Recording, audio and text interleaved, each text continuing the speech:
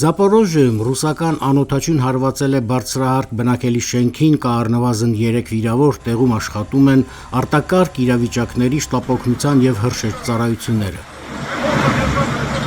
Ռուսները հարվածել են նաև Օդեսայի նավահանգստի տարածքում գտնվող խոշոր պահեստին, որտեղ հրդեհ է բռնկվել, տուժածներ չկան։ Ուկրաինացիները իրենց հերթին անդրջրյա դրոնով հարվածել են ռուսական մարտական սուզանավին, որը դատելով տպավորիչ տեսագրությունից, եթե ոչ ոչնչացվել է, ապա առնվազն լուրջ վնաս է կրել։ Ըստ ուկրաինացիների, թիրախը Նովորոսիյսկի նավահանգստում Վարշավյանկա տեսակի սուզանավ էր։ Այն կրում է կալիբր տեսակի հրթիռներ, որոնցով ռուսները պարբերաբար հարվածում են Ուկրաինայի տարածքին։ Այս գործողությունները վկայում են, որ պատերազմի մոտալուտ ավարտի մասին հույսերը փոքր-ինչ չափազանցված են, այդուհանդերձ բանակցային գործընթացը շարունակվում է։ Նախորդին Բեռլինում տեղի են ունեցել բանակցություններ ԱՄՆ-ի, Ուկրաինայի, Եվրոպայի բարձրաստիճան ներկայացուցիչների մասնակցությամբ ԱՄՆ-նախագահ Դոնալդ Թրամփը լավատեսորեն է տրամադրված, նա ասել է, թե երկար զրույց է ունեցել Վլադիմիր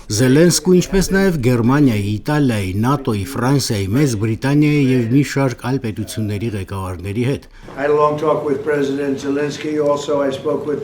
27,000 զինվոր է զոհվել անցած ամսվա ընթացքում, նման բան ընդհանրապես չպետք է լիներ, բայց հիմա, կարծում եմ, մենք մոտ ենք խաղաղությանն առավել քան երբևէ։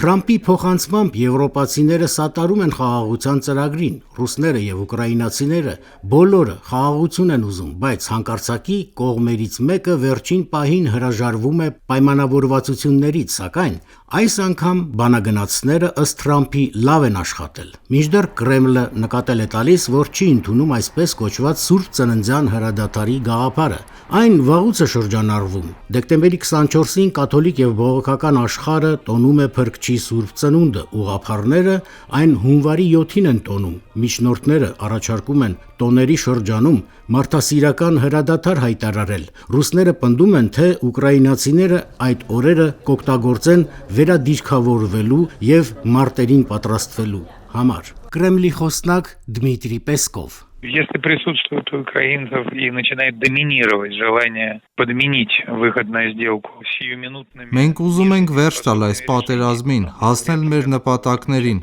ապահովել մեր շահերը և երաշխավորել խաղաղությունը Եվրոպայում ապագայի համար։ Ահա թե ինչ ենք մենք ուզում։ И гарантировать мир в Европе на будущее. Դե իսկ Վլադիմիր Զելենսկին մեկնել է Նիդերլանդներ, որտեղ ուղերձով դիմել է խորհրդարանի падգամավորներին։ Նա ասել է, թե Ուկրաինան գործընկերների հետ լարված ու կենտրոնացած բանակցություններ է վարում 4 տարի տևող պատերազմը ավարտելու համար։ We are now in the midst of the most intense and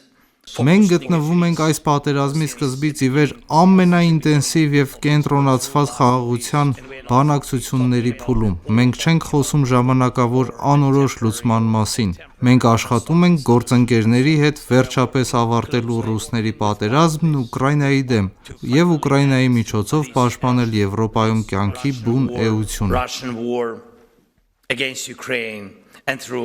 Զելենսկին և մոտ 30 երկրների ներկայացուցիչներ այսօր Հաագայում հաստատել են հատուկ միջազգային կառույցի ստեղծումը։ Այն զբաղվելու է ռուսական ագրեսիայի հետևանքով Ուկրաինայի կրած կորուստները փոխհատուցելու գործընթացով։